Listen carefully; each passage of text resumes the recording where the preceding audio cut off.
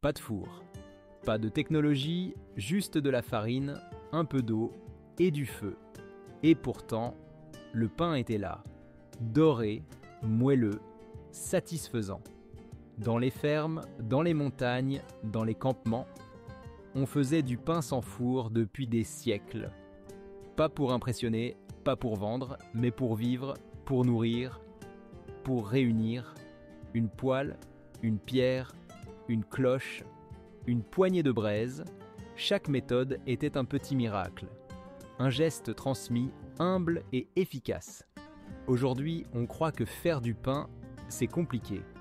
Mais nos ancêtres savaient autre chose. Le pain, c'est la simplicité qui rassure. C'est la main qui transforme. C'est la vie qui continue. Dans cette vidéo, je vais vous montrer 6 façons de faire du pain sans four. Et peut-être vous donner envie d'en faire dès ce soir. Quand on n'a pas de four, on a toujours une poêle. Et avec elle, on peut tout faire, même du pain. Le principe est simple, une pâte rapide, farine, eau, une pincée de sel, un peu de levure si on en a, on laisse reposer ou pas, puis on chauffe la poêle, sans matière grasse ou juste un soupçon pour la croûte, et on dépose la pâte doucement. La cuisson est douce. On couvre, on attend, on retourne, le pain gonfle, dort, chante un peu sous la chaleur. Pas besoin de thermostat, juste de l'écoute, du nez et un peu de patience. Résultat, un pain plat, moelleux, chaud, qui se casse à la main, qui accompagne n'importe quoi. C'est le pain du matin, le pain du voyage, le pain de l'urgence, et pourtant, parfois il a plus de goût que celui du supermarché. Bien avant la poêle, il y avait la pierre. Une pierre plate, une flamme, une pâte simple et le pain naissait du feu. La méthode ? Trouver une pierre propre, plate, non friable. On la chauffe longuement dans le feu ou les braises, puis on la dégage et on pose la pâte directement dessus.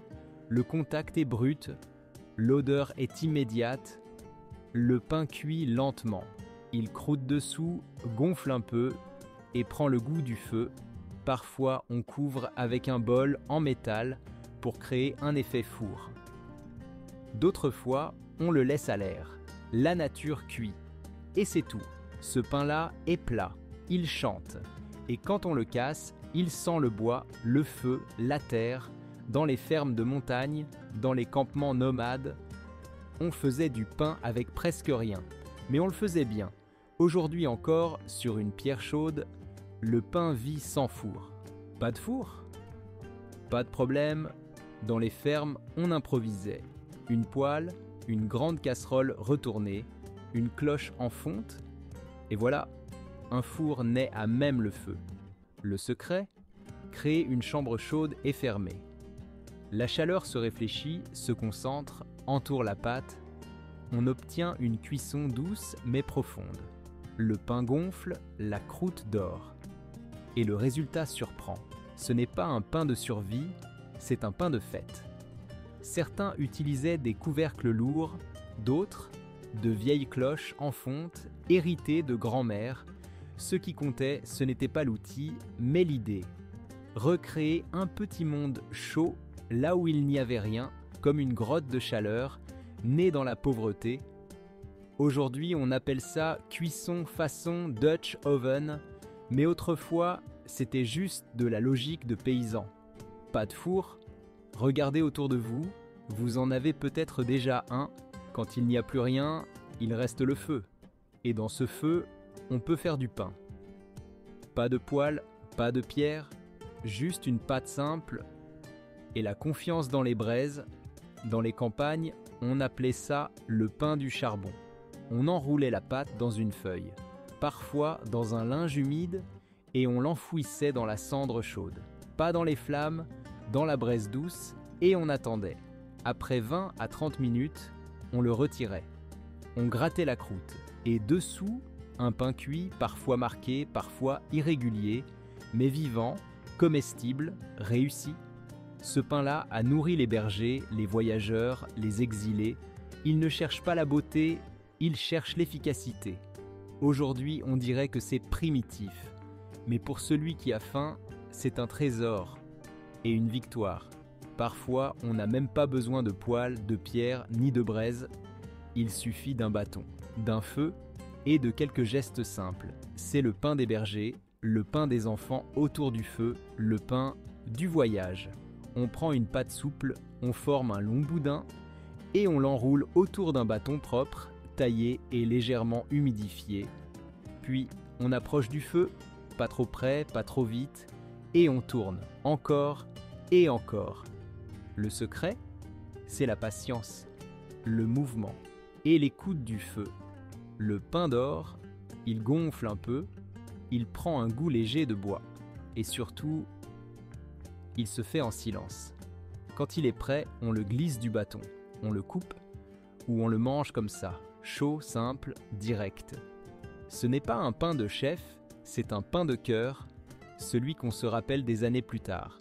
Dans les coins pauvres, là où même le feu était rare, on ne faisait pas griller le pain, on le cuisait à la vapeur. La recette ? Une pâte simple, une marmite d'eau chaude et un linge propre. On enveloppe la pâte dans le tissu, on noue bien, puis on dépose le tout au-dessus de l'eau bouillante, parfois suspendue, parfois posée dans un panier. La vapeur fait le travail, lentement, silencieusement.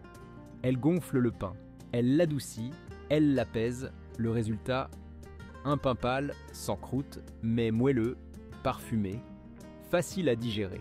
Le pain des enfants, des malades, des jours simples. On l'appelait pain bouilli ou pain vapeur. Il ne faisait pas de bruit, il ne sentait pas le feu, mais il nourrissait, en silence. Et parfois, c'est ce genre de pain qu'on garde le plus longtemps en mémoire. Le pain n'a jamais eu besoin de four pour exister, il lui faut de la farine, un peu d'eau, de la chaleur et surtout une main, une intention, un besoin.